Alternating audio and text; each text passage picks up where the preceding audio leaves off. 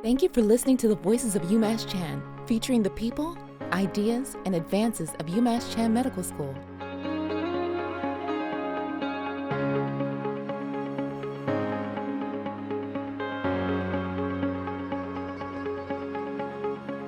You're listening to the Voices of UMass Chan podcast. I'm your host, Jennifer Berryman. You're in for a real treat today. We're hearing from Dr. Crista Johnson-Agbakwu. She is an accomplished physician who has focused her career on narrowing the gap between social determinants of health and the healthcare system. Dr. Johnson-Agbakwu, thank you so much for making time out of your busy schedule to speak with us. It's an honor to speak with you today. Thank you for having me.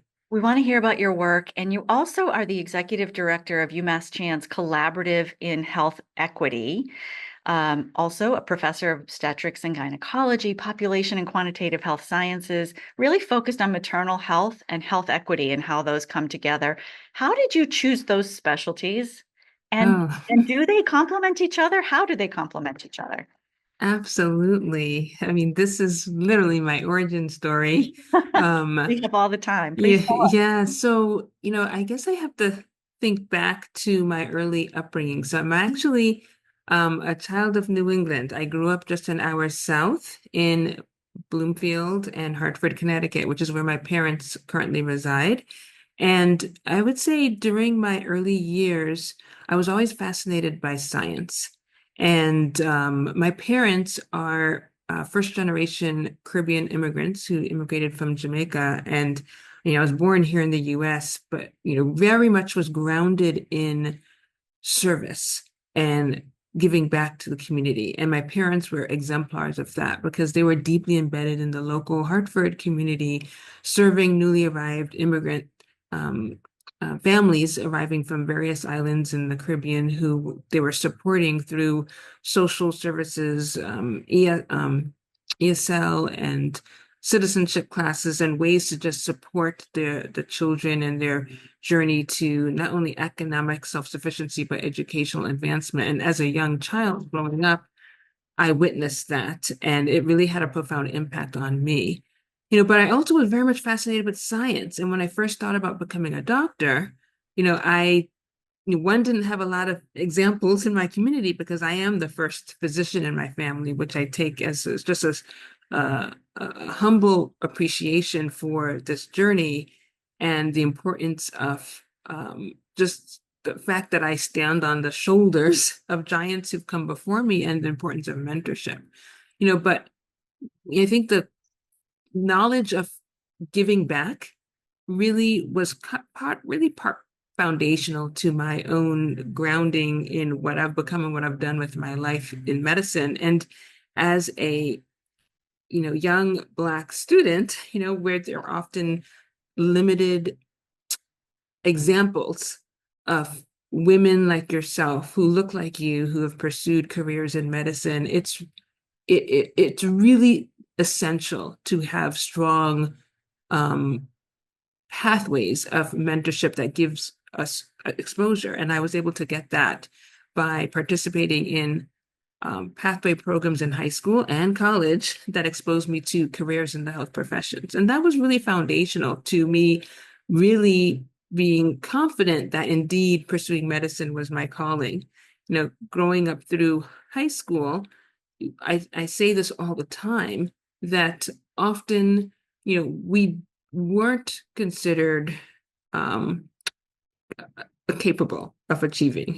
In my high school, they were switching out advanced placement chemistry, advanced placement biology for carpentry, automotive skills, cooking, and sewing classes. And, my parents were pounding the pavement, talking to the teachers and the superintendent, making sure that I got into every advanced placement class in high school because they were offering it every other year instead of every year, because they didn't think we, as majority Black students, were capable of pursuing college degrees or, were college bound. And so, my journey has been one of constant, I would say, fighting, resiliency, and just being bolstered by those around me that know there are no limits of what I can achieve, but we all need mentorship and those who've come before you to kind of, show you the way or, provide opportunities for you for your own career advancement. And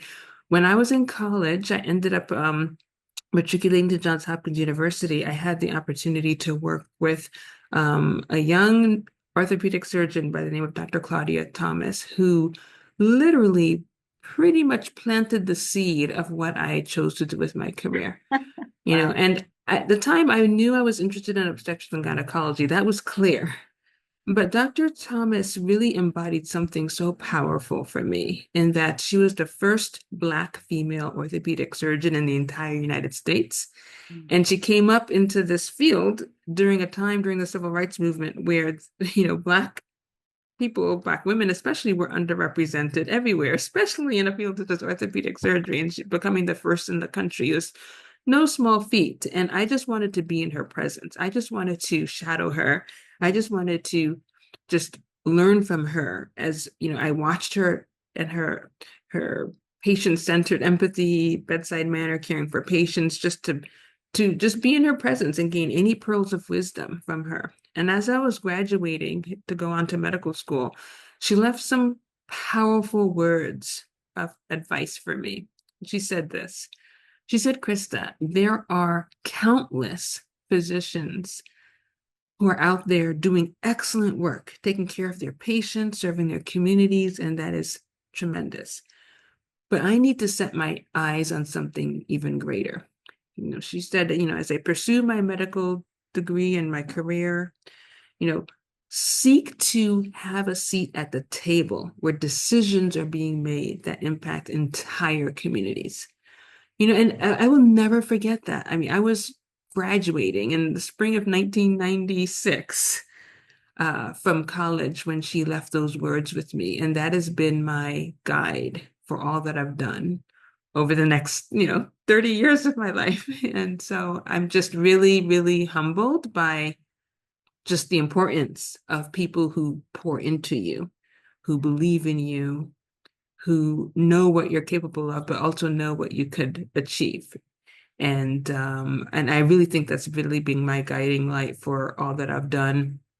And prior to joining UMass Chan, and I completed, extra training after OBGYN residency. I did a research fellowship in the Robert Wood Johnson Clinical Scholars Program because I was very much interested in the intersection of clinical medicine and public health and health policy. But I spent 15 years based in Phoenix, Arizona, running refugee women's health programming at our large public safety net hospital, where we were very much serving very underserved, highly vulnerable patient population, but we were able to transform care by leaning in intentionally to supporting newly arriving migrant communities by embedding community health workers within our health care workforce and really leading in to provide trauma-informed, culturally and linguistically congruent care. And we were able to transform outcomes and bringing over 16,000 patients into our health system and really moving beyond just women's health to include pediatrics, family medicine, internal medicine, and behavioral health, in really supporting communities, meeting them where they are, and anchoring trust as foundational to how we increase not only representation of those with lived experience, who they can identify with, but also making sure that we are articulating the community's needs in ways that advocate for their best health. And so I took that with me to really shape what I've brought to UMass Chan.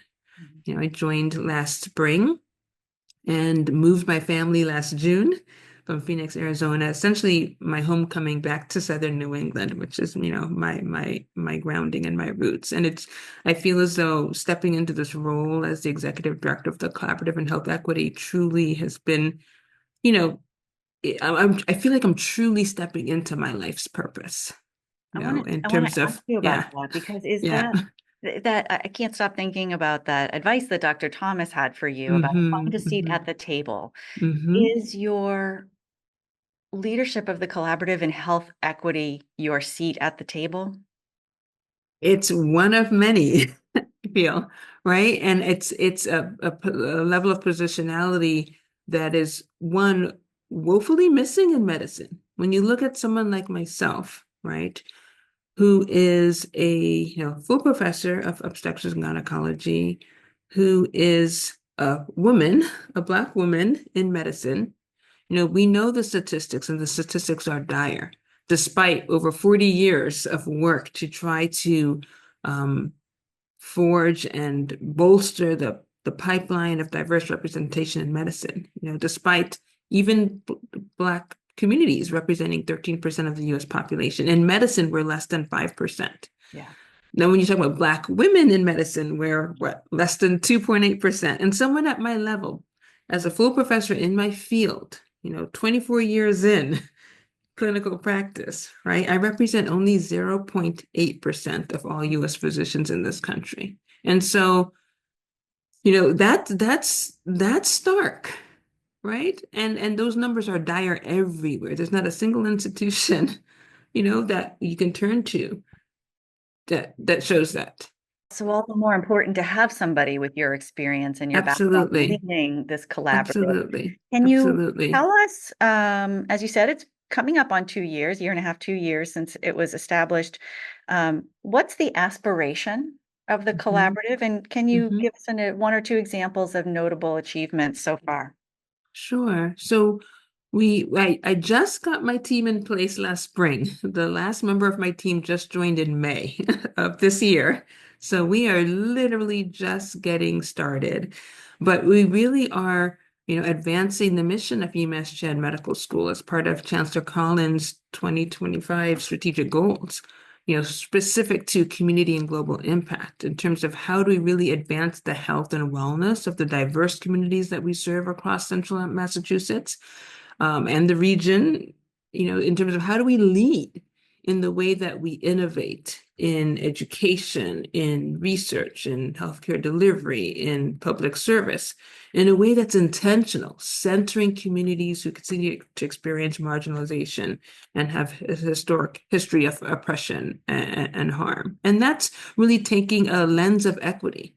And what exactly does equity mean? It's not equality where all things are the same. You really have to lean in to those populations most vulnerable, those populations most experiencing disparate outcomes, to make sure that we're bolstering the support, we're bolstering trust, we're innovating in ways that haven't been done before to make sure that we're reaching communities where they are.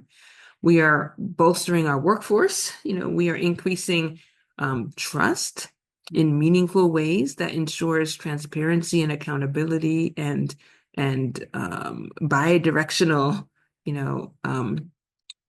engagement in meaningful ways that centers the voices of those communities who continue to experience the most disparate outcomes. And how do we then collectively work across the aisle to close the gaps and silos in supporting the excellent work that UMass Chan and UMass Memorial has a strong track record of amazing teams doing incredible work. But how can we take this to the next level and be a multiplier and an amplifier to truly move the dial forward in advancing health equity for the most vulnerable and underserved and historically marginalized among us? And in so doing, ensure that our teams, from the leadership all the way down to the receptionist meeting you when you walk in the door as a patient, better reflect the communities that we serve.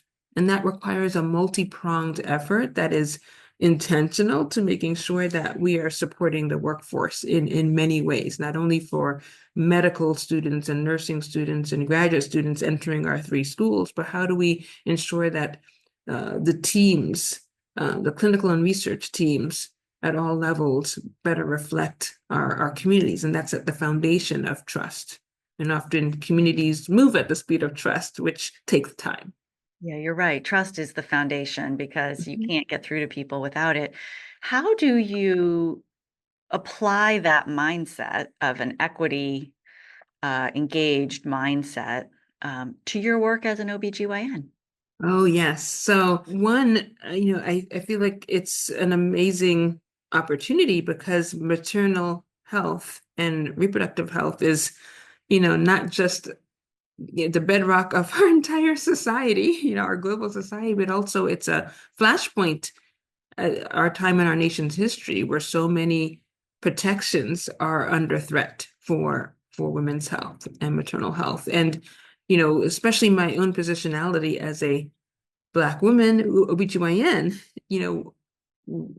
Black women face the greatest risk of obstetric harm.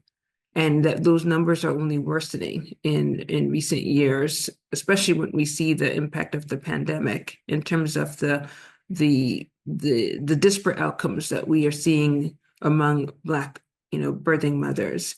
And sadly, this is not something that, as we think about, is based on socioeconomic status or class or education, right? It's irrespective, because we have to really understand the structures, and that's racism, systemic racism, and the social drivers of inequities that is really the elephant in the room that are driving a lot of the disparate outcomes, which have strong historical underpinnings in our nation's history and founding from the transatlantic slave trade. And it results in intergenerational trauma and harm, producing weathering that places Black women at a very vulnerable state when they are pregnant and advancing their reproductive health. And it's a shame that I have countless colleagues who've had severe obstetric morbidity. I've lost colleagues who've died due to maternal complications in childbirth. Myself, I have a 5-year-old where I had severe maternal complications in my own pregnancy. And it's because of the weathering we all experience, no matter what field, no matter, what we pursue, it's the air that we breathe. And our lifelong intergenerational in utero exposure, right? My mom went through it. I'm in it. I want to stop this from the next generation, as I have 2 young girls, and what really grounds me in my why is, how do I move the needle forward with the time that I have on this earth to try to advance best practices, respectful care, disrupting, racism at its very root, and across all the various ways in which it manifests to perpetuate harm. And so I feel like maternal health, reproductive health, reproductive justice is at the foundation of health equity, not only for our communities, but our entire global society. Yeah, and I just want to quickly interject and put a finer point on what it is you're talking about, because some people may have forgotten or may have thought that the maternal mortality issue has improved, but in fact, it's proven quite stubborn in the United States compared to other developed nations. For example, the most recent data, for every 100,000 live births, an average of 19 white people who give birth will die. For African American people giving birth, it's 2.5 times that. So 50 will die. That's CDC 2022 data. And that's actually an improvement over 2021. But compare it to Norway, another developed nation, 0 mothers died after giving birth in 2022. Smaller, but 0 is 0. How do you think about these risks, and how can we continue to move the needle? Yeah, those risks really boil down to, honestly, respectful care, right? I mean, obviously, we have to address access to care. We have to ensure that there's paid, maternal leave, parental leave. But foundationally, we need to make sure that we are carefully listening to and validating our mothers, and valuing our humanity. Right. And when you think about the founding of medicine, right, the founding of even gynecologic and obstetrical care was on the backs of enslaved women, where when you think about how did we even get here in our nation's history, it's because our pain was not regarded as serious, right? We were operated on. The first cesarean section was perfected on an enslaved woman who had a C-section without any anesthesia. I mean, that when you talk about how did we gain the skills of modern obstetrics and gynecology, this was on the backs of enslaved women who were operated on without consent because they were enslaved.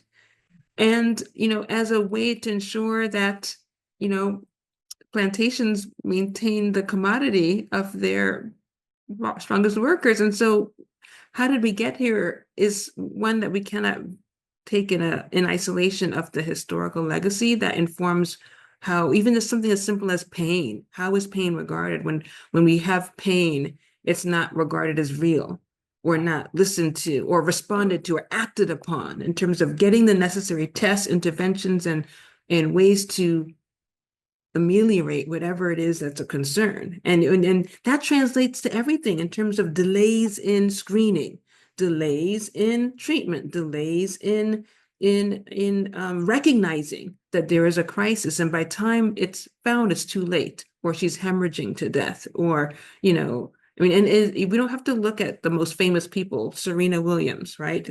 The greatest of all time tennis athlete, Olympic champion, who nearly died from a pulmonary embolus had she not had her husband intervene to demand that the nurses get her a CAT scan, because when she was saying she was short of breath, she wasn't listened to. So, I mean, there are countless and countless stories, but I think if at the very core, we value our humanity in providing careful listening, validation of our stories, what we say, it's in providing respectful care, it's foundational to transforming the morbidity and mortality statistics that we're seeing in our country today.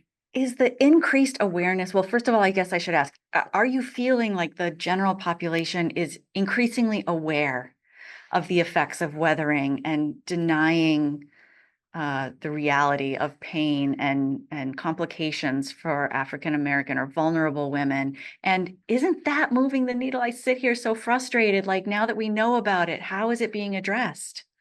Well, yes, awareness is important, but we also need action. And action requires that we transform institutional cultures in terms of transforming the birth experience, increasing midwifery care, increasing the availability of birth centers, increasing the support persons that are supporting birthing mothers throughout pregnancy and postpartum, which is doula care, which is that where that has really risen in attention. But doulas are not the magic solution, right? Without also addressing the institutional challenges as well, and without addressing the culture. And so we really need to be looking at everything in lockstep in terms of increasing access, increasing the pool of support persons such as doulas, increasing the community supports, and increasing the diversity of providers, nurses and doctors, right, who are able to be leading in these spaces and providing care. And it really requires a multi-pronged focus to make sure that we are truly attacking this and from all the various lenses, and making sure that we are celebrating birth. It's the most natural process in the world, but all this media attention, while it is raising awareness, it's also creating fear among Black women who suddenly think that, oh no, I'm pregnant, am I going to die?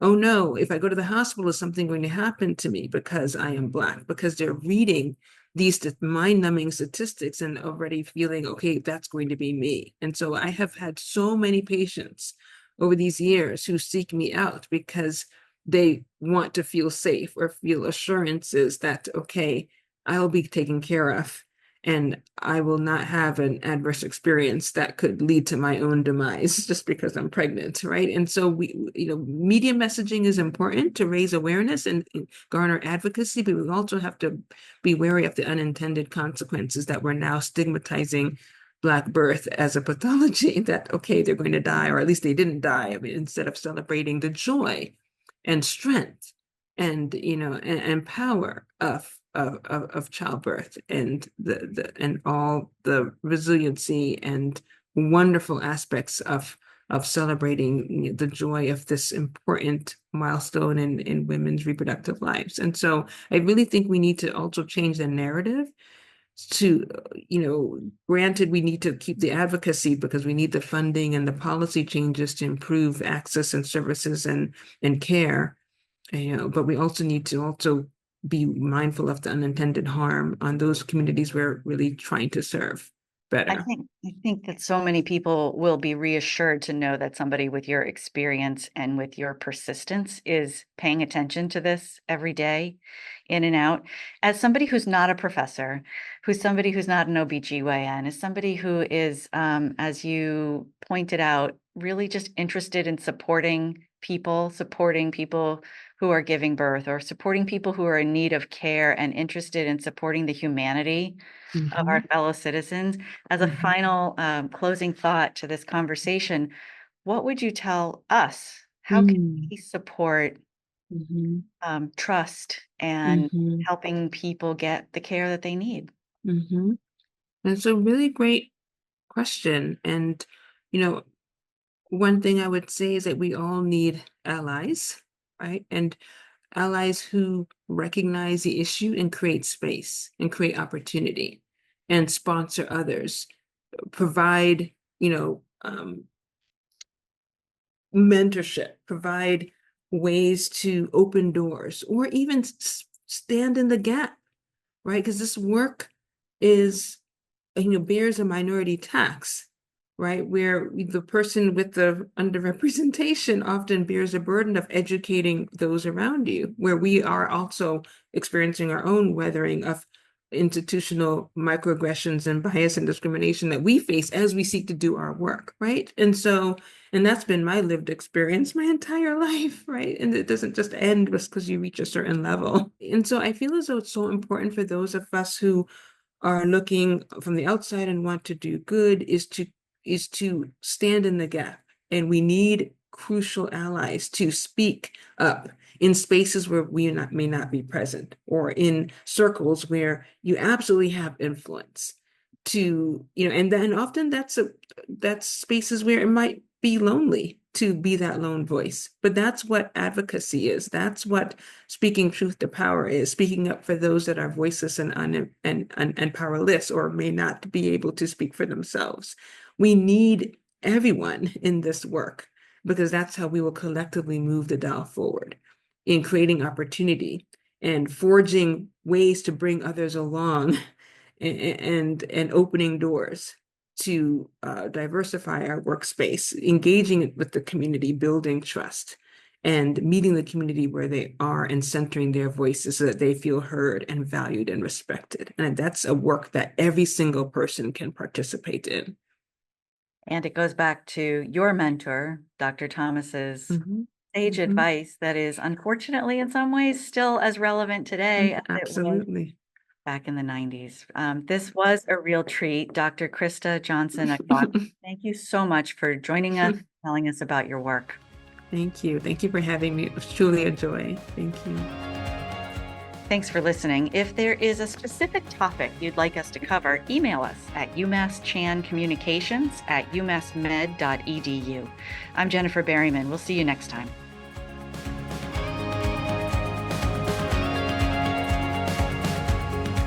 Follow us at UMass Chan on Facebook, Instagram, Twitter, and LinkedIn. On YouTube, find us at UMass Chan Medical School.